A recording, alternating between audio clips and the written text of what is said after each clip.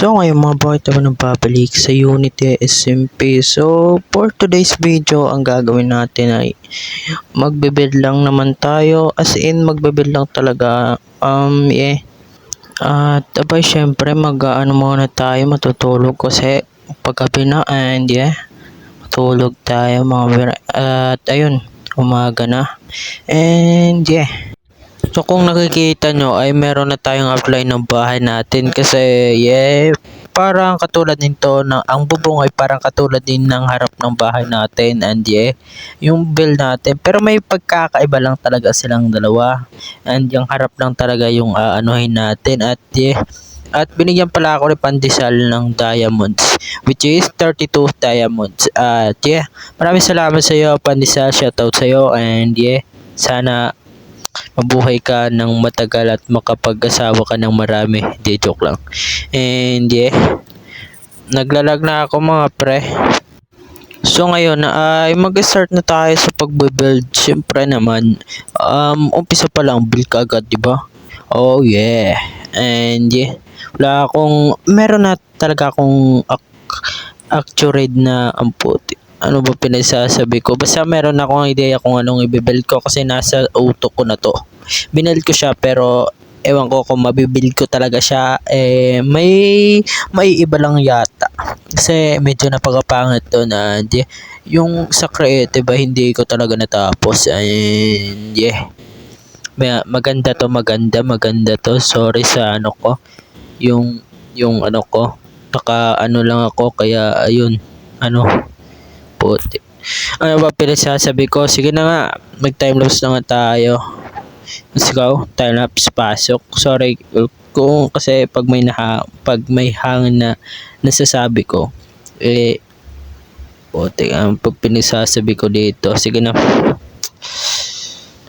Timelapse na talaga. So, timelapse, pasok.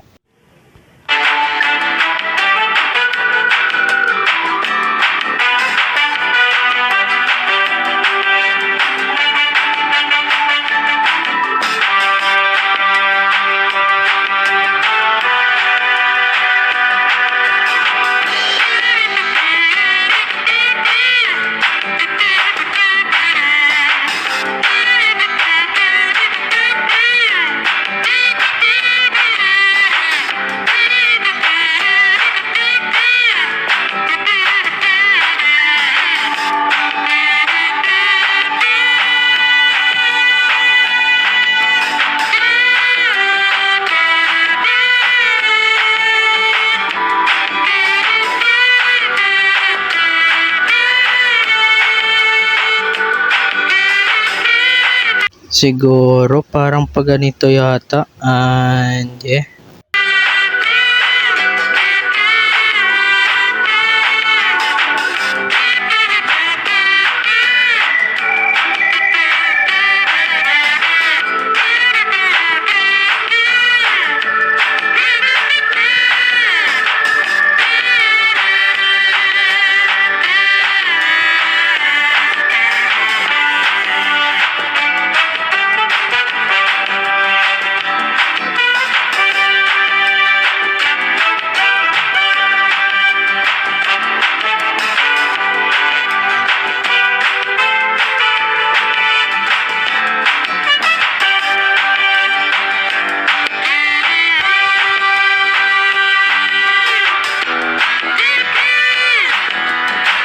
tapos na tayo sa sa kaliwa o sa harap. Dito na naman tayo sa sa likod and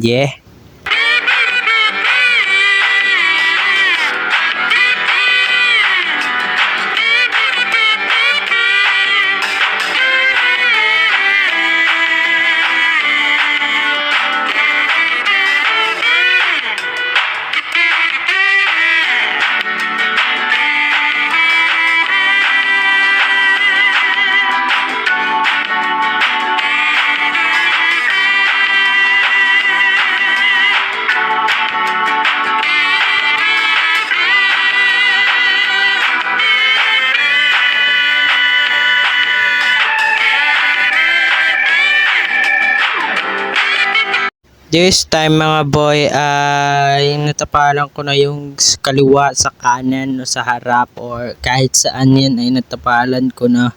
Pero sa gidli lang, kahit saan daw tapos sa gidli lang. And yeah, for this time, dito na lang tayo magte-texture dahil sa ano, sa doon, basta ganun, kaliwa ba yan or kanan, di ko alam. Basta dito, magte-texture na lang tayo. Abay, bago first gawa muna tayo ng ano texture na Titan, ganyan. Pangas. Mga matatanda lang malam nito, bro. Di, joke lang putik. Ang corny ko dun, pre. Ayun, meron tayong Titan din. Yeah. Magpatuloy na lang natin yung pagte-texture. And yeah.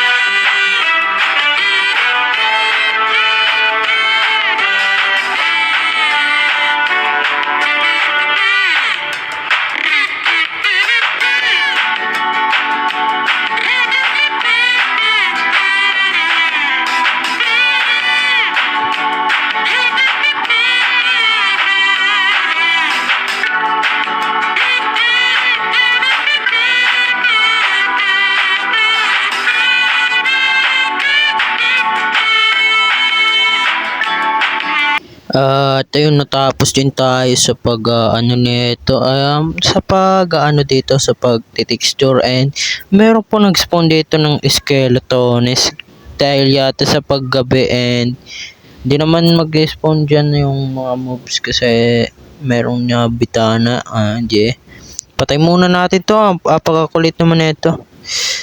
Di ako makakapag-build ng maayos nito pag hindi ko to tinanggal. Pak, napakagaling ko na talaga mag PVP kahit hindi naman. Move lang talagang kaya kong patayin, hindi mga player, pre. Kasi kahit kailan di ako namatay ng mga player. And yeah, tapalan na natin dito sa sa harap, okay?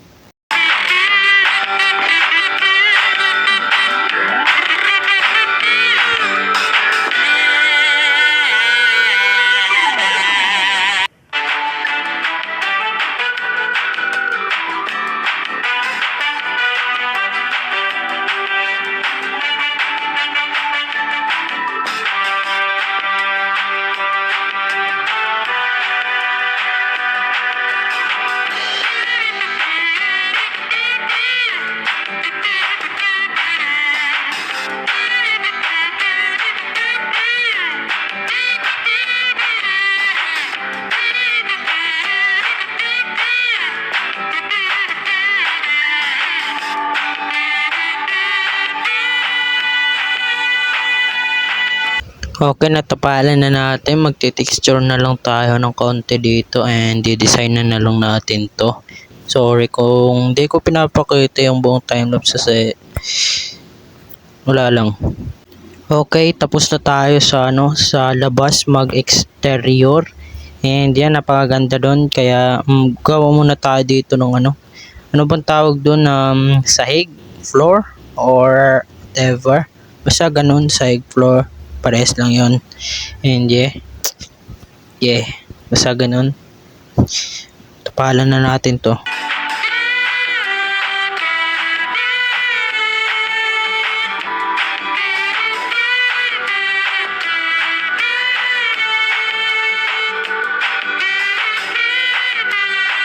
Natapos din tayo mga boy. Napakaangas yung kinalabasan ng ating build, and yeah, napakaangas niyan. And napakaangas talaga. Tingnan natin sa yeah, mga boy,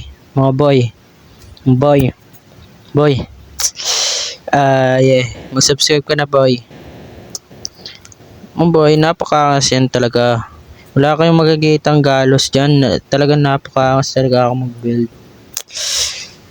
pinag-isipan ko yan kahit hindi. Kaya kahit hindi, mag-subscribe pa rin kayo. Wait ba? Texture, ano ko muna kayo, itutur ko muna kayo. Walang pinagbago sa ano ko, sa first house ko. Ganyan lang talaga yung interior. Dahil hindi naman ako magaling sa pag-interior. Ewan ko kung builder ba ako. Basta ganyan lang yan. Storage room lang to. Kasi yung bala ko talaga dito maging ano to, storage room at magiging bahay ko. Kaya ayun, gumawa ako ng panibago. Kasi why not coconut? Kasi kailangan natin magdagdag ng builds sa Unity. And yeah, dito rin sa loob ng bagong bahay natin ay wala pa ding texture. And yeah, napakaangas ng ginawa kong ladder. Dahil yeah, ganyan talaga yan. Ba't puro yeah ako sa pinagsasabi ko dito? Wala pa yung interior kasi sabi ko nga kanina di ako magaling mag-interior. And dyan napakakas naman na yung ating pot, and siguro tanggalin muna natin to kasi magbibuild tayo ng ano, ng parang fish pan pero wala namang isda, parang ganun. Fish pan siya pero walang isda. And yeah, tanggalin muna natin to and mag-outline tayo, then time lapse na.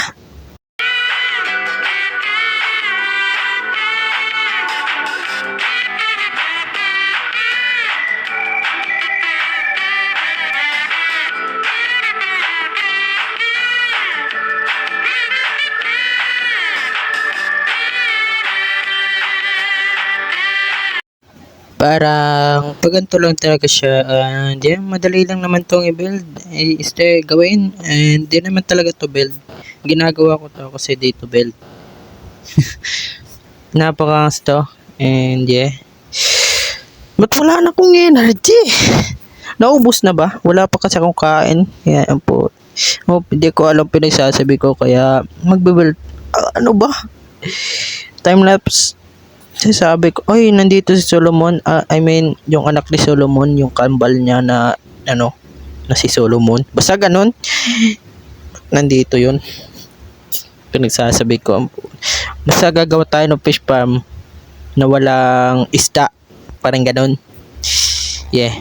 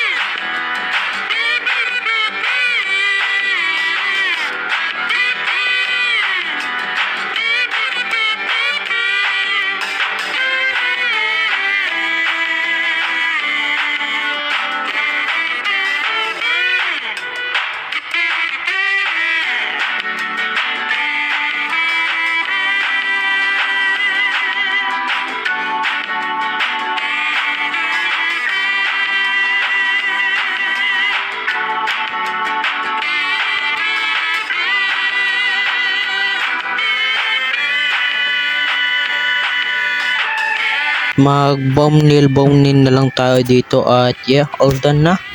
Pagka bone nail natin dito, then yeah, parang yun lang naman yata yung ano, mukhang dito ko na yata tatakbo kasi puro lang ako build sa ano, sa episode na ito. Pero I try my best, pabawa ko sa susunod na episode, which is magti-trip yata tayo. Spoiler alert yun. Di joke lang. Di ko yung gagawin dahil napakabait nila sa akin. Di joke lang. Hindi sila mabait sa akin. Di joke. Ang pinagsasabi ko, and yeah, pumunta tayo ng bone and gawin natin to ng ano, bone nail. And yeah. Kung nag-enjoy kayo sa video na ito, please consider to subscribe and click the notification bell and like. Dito ko na to tatapusin. Paalam!